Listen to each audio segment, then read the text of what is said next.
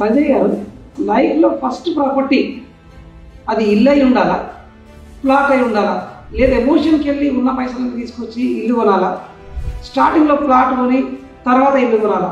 ఒక 10 years మీరు మార్కెట్లో ఎక్స్పర్ట్గా ఉన్నారు కదా, what is your suggestion to the new investors? మన దగ్గర తక్కువ బడ్జెట్ ఉంటే ఒక ఇల్లు మనం కొనలేము, ఎకర్స్ ఆఫ్ ల్యాండ్స్ మనం కొనలేము.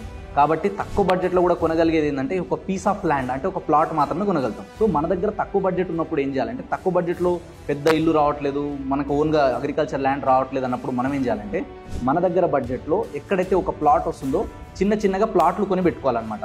అప్పుడు మల్టిపుల్ ప్రాపర్టీస్ ఉన్నప్పుడు ఒక 10 years తర్వాత ఏమవుతుందంటే, ఈ మల్టిపుల్ ప్రాపర్టీస్ నుంచి వచ్చే రిటర్న్స్ నుంచే మనం ఇంకేదైనా ఓన్ ప్రాపర్టీ కొనుక్కోవచ్చు. ఇప్పుడు చాలామంది ఎవరైతే ఫస్ట్ టైం ఇన్వెస్ట్మెంట్ చేసే వాళ్ళు కూడా నేను ఏం చెప్తా అంటే, 200 గజాలు 150 గజాలు ప్లాన్ చేయకండి.